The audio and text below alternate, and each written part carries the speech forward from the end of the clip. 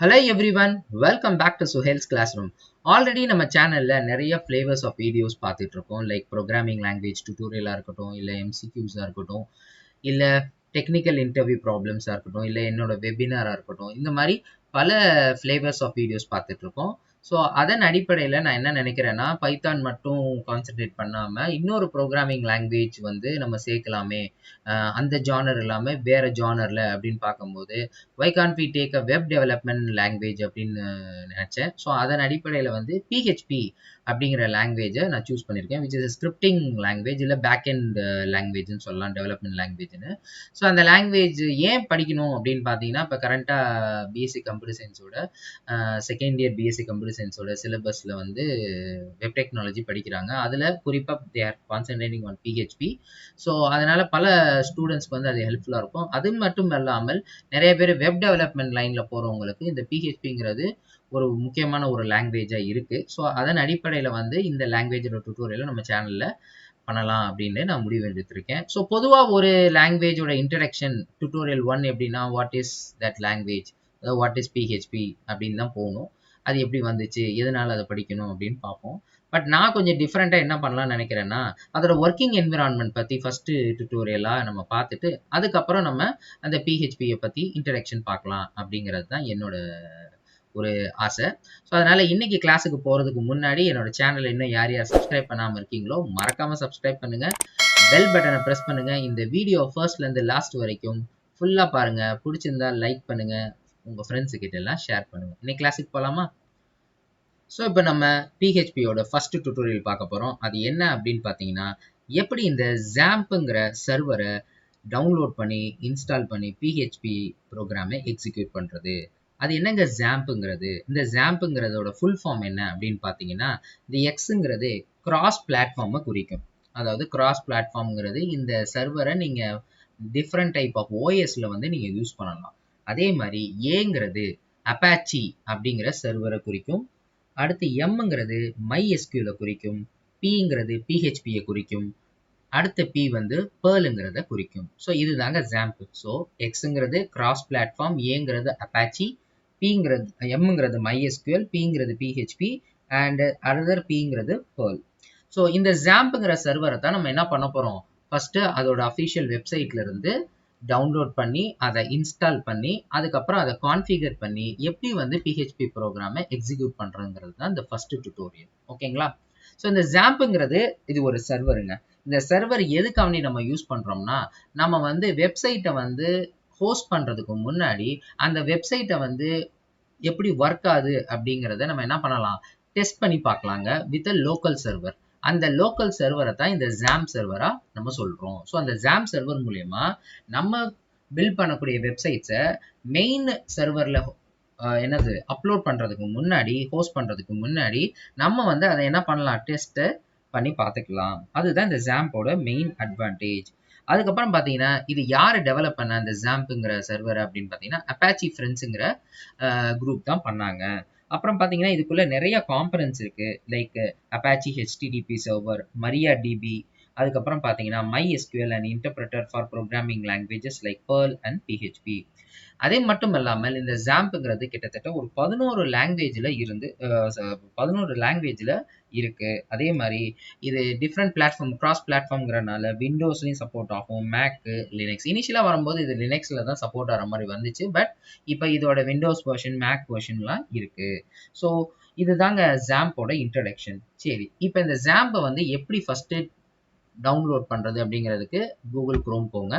So Google குரோமில் போயிட்டு browser open ஆகும். ஓப்பன் ஆனதுக்கப்புறம் so let me just go to the address bar. அங்கே போயிட்டு XAMPP ஃபார் டவுன்லோட் ஃபார் விண்டோஸ்னு ஆல்ரெடி நான் சர்ச் கீழ வச்சுருக்கேன், அதை அப்படியே கிளிக் பண்ணுங்கள். கிளிக் பண்ணிங்கன்னா you could see download XAMPP அப்படின்னு அப்பாச்சி ஃப்ரெண்ட்ஸ் அப்படின்னு வரும். இவங்க தான் அந்த இதை பண்ணவங்க, இதை XAMPPங்கிறத டெவலப் பண்ணவங்க. ஸோ அவங்க அந்த லிங்கை கிளிக் பண்ணுங்கள். இதில் போனோடனே you could see this page டவுன்லோடுங்கிற பேஜுக்கு வந்து போகும். அதில் XAMPP for Windows, XAMPP for Linux, XAMPP for Mac OS, இந்த மாதிரி டிஃப்ரெண்ட் ஓஎஸ்க்கு இருக்கும். ஸோ அதில் நம்ம சூஸ் பண்ண போகிறது விண்டோஸ். ஸோ விண்டோஸ் ஆப்ரேட்டிங் சிஸ்டமில் தான், ஏன்னா பெரும்பாலும் ஸ்டூடெண்ட்ஸ் கம்யூனிட்டி ஃபுல்லாமே விண்டோஸ் தான் யூஸ் பண்ணுறதுனால நம்ம வந்து இந்த வெர்ஷன் ஆஃப் XAMPPை வந்து ப்ரிஃபர் பண்ணுறது நல்லது. ஸோ இதில் எது வேணாலும் நீங்கள் எடுத்துக்கலாம். ஸோ இதில் லேட்டஸ்ட்டு பார்த்தீங்கன்னா PHP 8.1.4, அதுக்கு முன்னாடி 8, அதுக்கு முன்னாடி 7.4. ஸோ இந்த லிங்க்ல ஏதாவது ஒரு லிங்க்கை வந்து நீங்கள் என்ன பண்ணலாம், டவுன்லோட் பண்ணிக்கலாம். So when you click on the download, it will get download. So let me choose the latest one. இப்போ கொடுத்தீங்கன்னா அது பாட்டுக்கு டவுன்லோட் ஆக ஆரம்பிச்சிடும். ஓகேங்களா? ஸோ இது it will take some time. ஏன்னா 164 MB இருக்குது. உங்களோட இன்டர்நெட் ஸ்பீடை பொறுத்து இருக்குது அது எவ்வளோ ஃபாஸ்ட்டாக டவுன்லோட் ஆகுங்கிறது. ஸோ நம்ம அது வரைக்கும் ரொம்ப நேரம் வெயிட் பண்ண வேணாம். ஏன்னா நான் ஆல்ரெடி இதை வந்து என்ன பண்ணி வச்சுருக்கேன், டவுன்லோட் பண்ணி வச்சுருக்கேன். அதனால் இதை அப்படியே பாஸ் பண்ணிவிட்டு என்னோட டவுன்லோட்ஸ்குள்ளே போகிறேன். நான் என்னோட டவுன்லோட்ஸ்குள்ளே போகிறேன். ஸோ டவுன்லோட்ஸில் போயிட்டு இந்த சர்ச்சில் வந்து XAMPP அப்படின்னு கொடுத்தேன்னா ஐ குட் சி அந்த ஃபைல் ஆல்ரெடி இருக்கும். ஸோ அந்த ஃபைலை இப்போ நான் என்ன பண்ணுறேன், கிளிக் பண்ணுறேன். இப்போ வந்து வெல்கம் டு XAMPP செட்டப் விசார்ட்னு கேட்கும். நெக்ஸ்ட்டு கொடுங்க. அதுக்கப்புறம் பார்த்தீங்கன்னா காம்பனன்ட்ஸு செலக்ட் பண்ணுங்கள். ஓகேங்களா? ஸோ காம்பனன்ட்ஸில் ஆல்ரெடி எல்லாமே இருக்குது. ஸோ Perl PHPலாம் இருக்குது. ஸோ ஒன்றுமே பண்ண தேவையில்லை. நெக்ஸ்ட்டு கொடுங்க. இங்கே டிஃபால்ட்டாக C டிரைவில் அந்த XAMPP வந்து ஸ்டோர் ஆகும். நம்ம சேஞ்ச் பண்ணால் பண்ணிக்கலாம், பட் பண்ண தேவையில்லை. நெக்ஸ்ட்டு கொடுங்க. அதுக்கப்புறம் லாங்குவேஜ் எந்த லாங்குவேஜ் நான் சொன்னேன்ல, கிட்டத்தட்ட டிஃப்ரெண்ட் லாங்குவேஜஸ்ன்னு. இதில் 2 லாங்குவேஜ் இதில் கொடுத்துருக்காங்க இந்த வெர்ஷனில். ஸோ நெக்ஸ்ட்டு அடுத்து வந்து நெக்ஸ்ட்டு ஓகேங்களா? இப்போ வந்து அது வந்து என்ன ஆக ஆரம்பிச்சிரும், இன்ஸ்டால் ஆக ஆரம்பிச்சிடும். ஓகேங்களா? ஸோ இதை க்ளோஸ் பண்ணிடலாம். இந்த விண்டோ நமக்கு தேவையில்லை. எக்ஸிட் கொடுத்துருங்க. ஸோ இப்போ வந்து ரெடி டு இன்ஸ்டால் அப்படின்னு வந்துருச்சு. Next preparing to install. இப்போ இன்ஸ்டால் ஆக ஆரம்பிச்சிருச்சு. So it will take some time. ரொம்பலாம் எடுத்துக்காது. ஸோ ஏன்னா 156 MBங்கிறனால it will take little bit of time to install the XAMPP.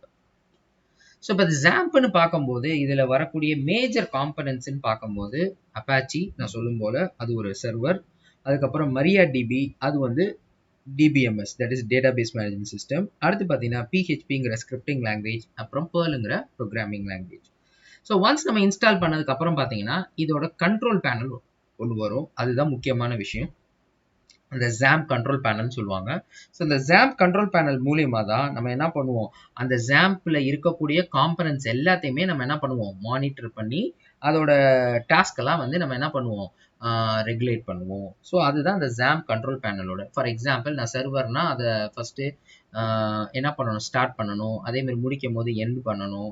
அதேமாதிரி அந்த சர்வரை கான்ஃபிக் பண்ணலாம். இதே மாதிரி நான் ஒரு டேட்டா பேஸை கனெக்ட் பண்ணுறேன்னா அந்த டேட்டா பேஸ் சர்வரை ஆன் பண்ணணும். ஓகேங்களா? ஸோ இந்த மாதிரி விஷயங்களை தான் நம்ம என்ன பண்ணணும், இனிஷியலாக XAMPP கண்ட்ரோல் பேனலில் பண்ணணும். அது நம்ம ஒன்ஸ் இது இன்ஸ்டால் ஆகிடுச்சுன்னா அதுக்கப்புறம் அந்த கண்ட்ரோல் பேனல் தான் ஃபஸ்ட்டு நான் ஓப்பன் பண்ணுவேன். அதை ஓப்பன் பண்ணி அதில் என்னென்ன இருக்குங்கிறத காமிச்சிட்டு தென் இதை எப்படி நம்ம சிஸ்டமில் வந்து இந்த என்ன சொல்லுவாங்க, பாத் செட் பண்ணுறது அப்படிங்கிறத சொல்லுவாங்க. அந்த பாத் செட் பண்ணி எப்படி எக்ஸிக்யூட் பண்ணுறது அப்படிங்கிறத நம்ம பார்க்கலாம். ஸோ இப்போ இன்ஸ்டால் ஆகிட்டுருக்கு. இப்போ பார்த்தீங்கன்னா இந்த XAMPP செட்டப் ஃபைலு இன்ஸ்டால் ஆகிடுச்சு. ஓகேங்களா? ஸோ நம்ம இப்போ என்ன பண்ணலாம், ஃபினிஷ்னு கொடுத்துடலாம். So the moment you give ஃபினிஷ்னு கொடுத்ததுக்கப்புறம் அந்த கண்ட்ரோல் பேனல், நான் சொன்ன கண்ட்ரோல் பேனல் வந்து இப்போ லான்ச் ஆகும். இது தாங்க அந்த கண்ட்ரோல் பேனல். ஸோ இதோட வெர்ஷன் பார்த்தீங்கன்னா 3.3.0.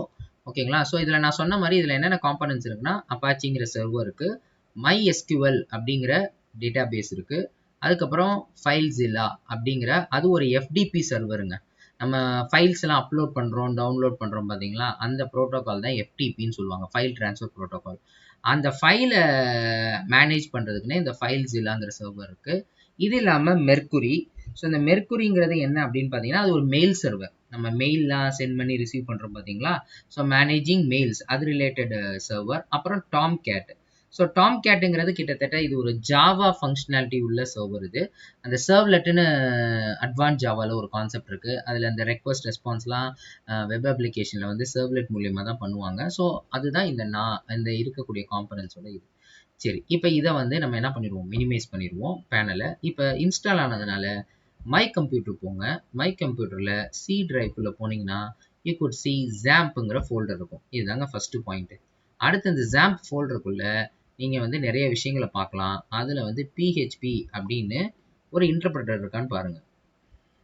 ஓகே, இங்கே ஒரு ஃபோல்டர் இருக்கும். ஸோ அந்த ஃபோல்டருக்குள்ளே போனீங்கன்னா யூ குட் ஃபைண்ட் இந்த PHPங்கிற இன்டர்பிரட்டர். இது மூலியமா தான் நம்ம PHP ப்ரோக்ராமை கமாண்ட் ப்ராம்ப்ட் மூலியமா எக்ஸிக்யூட் பண்ணுவோம். அது என்னங்கிறத நான் சொல்றேன். சரி, அடுத்து இப்போ நம்ம ப்ரோக்ராம் போடணும்னா திரும்ப ஃபர்ஸ்ட்லன்னு சொல்றேன்.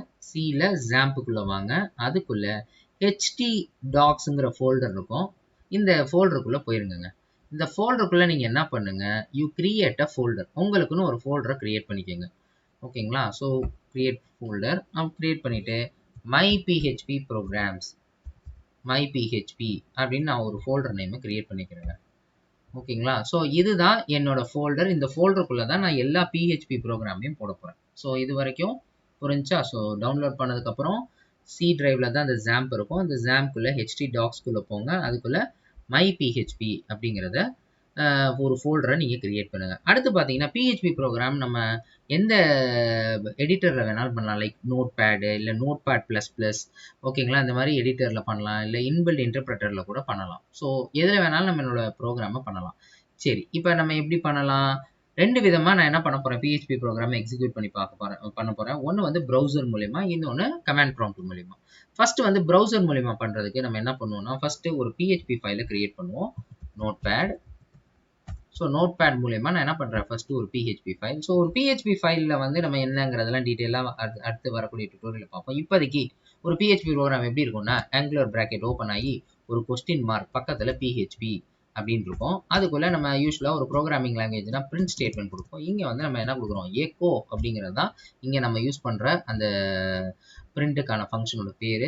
ஸோ அதில் வந்து welcome to PHP, welcome to PHP அப்படின்னு சொல்லி கொடுத்துட்டு ஒரு செமிகோலன் கொடுத்துட்றோம். அடுத்து இந்த PHPயை க்ளோஸ் பண்ணுறதுக்கு question mark close the angular bracket, sorry question mark closing angular பிராக்கெட்டை கொடுத்துறோம். ஓகேங்களா? இவ்வளோ தாங்க ஒரு குட்டி PHP ப்ரோக்ராம். ஓகேங்களா? ஸோ இதை எக்ஸிக்யூட் பண்ணோம்னா வெல்கம் டு PHPன்னு வரும். ஸோ இதை எங்கே சேவ் பண்ணணும்னா, நான் ஒரு ஃபோல்டர் கிரியேட் பண்ணேன் பார்த்தீங்களா XAMPPல. ஸோ அந்த சி டிரைவுக்கு போங்க, htdocsக்குள்ளே போங்க, சி டிரைவில் XAMPPல htdocs. ஸோ அதுக்குள்ளே என்னோட ஃபோல்டர் இருந்துச்சு பார்த்தீங்களா? ஸோ அந்த ஃபோல்டருக்குள்ளே போயிட்டு இந்த ஃபைல் நேம், ஸோ இது வந்து ஃபஸ்ட்டு ப்ரோக்ராமுனால ஃபஸ்ட்டு PGM டாட் PHP அப்படின்னு கொடுத்துடலாம். ஓகேங்களா? So first PGM dot PHP, ஏன்னா டாட் PHPங்கிறது அதோட ஃபைல் எக்ஸ்டென்ஷன். இப்போ சேவ் பண்ணியாச்சு, ப்ரோக்ராமும் இது ஆயிடுச்சு. இப்போ நீங்கள் என்ன பண்ணணும், ப்ரௌசரை ஓப்பன் பண்ணணும். ஸோ ப்ரௌசரை ஓப்பன் பண்ணிங்கன்னா உங்களுக்கு அட்ரஸ் பாருக்கு போங்க. அதுக்கப்புறம் இந்த ப்ரோக்ராமை எக்ஸிக்யூட் பண்ணுறதுக்கு முன்னாடி உங்கள் XAMPP கண்ட்ரோல் பேனலை ஓப்பன் பண்ணிவிட்டு, எனக்கு என்னோட லோக்கல் சர்வர் ரன் ஆனால் தான் என்னோட PHPயோட ப்ரோக்ராம் எக்ஸிக்யூட் ஆகும். ஸோ இந்த அப்பாச்சிங்கிற என்ன பண்ணுறோம், சர்வரை ஸ்டார்ட் பண்ணி விட்றோம். ஸோ இங்கே ஸ்டார்ட் பண்ணோன்னுமே அது என்ன பண்ணோம், அதுக்கான போர்ட் எடுத்துக்கிறோம். ஓகேங்களா? அதேமாரி க்ரீன் சிம்பிள் அந்த க்ரீன் கலரில் காட்டும். இங்கே அதோட ஸ்டேட்டஸ் பார்த்தீங்கன்னா ரன்னிங் அப்படின்னு வரும். ஸோ இந்த இடத்துல பார்த்தீங்கன்னா status detected is running. So இப்போ வந்து நம்ம என்ன பண்ணலாம், ரன் பண்ணலாம். ஸோ எப்படி ரன் பண்ணுறது அப்படின்னு பார்த்தீங்கன்னா, லோக்கல் ஹோஸ்ட் ஸ்லாஷ், இப்போ நம்ம என்ன இப்போ ஃபைல் நேம் கொடுத்தோம், மை PHP அப்படிங்கிறது தான் நம்ம கொடுத்தது. ஸோ என்ட்ரு தட்டுங்க. ஸோ என்ட்ரு தட்டினீங்கன்னா இங்கே அந்த டைரக்டரி வந்து உங்களுக்கு அந்த ஃபோல்டரோட டைரக்டரியை காட்டுவீங்க. ஸோ அதில் ஃபஸ்ட்டு PGM.php இருக்கு. இதை இப்போ கிளிக் பண்ணிங்கன்னா you could C welcome to PHP. இப்போ அவுட்புட் வந்துருச்சு. So that's all. ஸோ இப்போ ஒரு PHP ப்ரோக்ராமை எப்படி ப்ரௌசரில், அதாவது லோக்கல் ஹோஸ்ட்டில் எப்படி ரன் பண்ணுறது அப்படிங்கிறத இப்போ நம்ம பார்த்தாச்சு. இதே இது கமாண்ட் ப்ராம்ப்டில் எப்படி ரன் பண்ணணும் அப்படிங்கிறதையும் பார்க்கணும். ஸோ அதுக்கு நீங்கள் என்ன பண்ணணும் அப்படின்னு சொன்னால், இந்த இதே ப்ரோக்ராம் இருக்கட்டும். ஓகேங்களா? ஸோ நம்ம என்ன பண்ணுவோம்னா, அதே சி டிரைவுக்கு போங்க. சி டிரைவில் XAMPPக்குள்ளே இந்த PHPங்கிற ஃபோல்டருக்குள்ளே போங்க. ஏன்னா இதுக்குள்ளே தான் அந்த இன்டர்பிரட்டர் இருக்குது. நான் காமிச்ச PHPங்கிற அந்த இன்டர்பிரட்டர் ஃபைல் இருக்குது, டெர்மினல். ஓகேங்களா? ஸோ இந்த டெர்மினல் மூலமா தான் நம்ம கமாண்ட் ப்ராம்ப்டில் ரன் பண்ணணும். ஸோ இந்த இதை வந்து காப்பி பண்ணிக்கிங்க. இந்த பாத்தை காப்பி பண்ணிவிட்டு மை கம்ப்யூட்டரில் ரைட் கிளிக் பண்ணுங்கள். அப்புறம் ப்ராப்பர்ட்டிஸ் போங்க. ப்ராப்பர்ட்டிஸில் போயிட்டு அட்வான்ஸ் சிஸ்டம் செட்டிங்னு இருக்கும். ஓகேங்களா? ஸோ அதில் என்விரான்மெண்டல் வேரியபிள்ஸில் போயிட்டு இப்போ ஆல்ரெடி பாத்துன்னு இருக்கு, அதில் போயிட்டு எடிட் கொடுங்க. எடிட்டில் இங்கே நிறையா பாத்து இருக்கு. ஸோ இங்கே போயிட்டு இதையும் எடிட் கொடுங்க.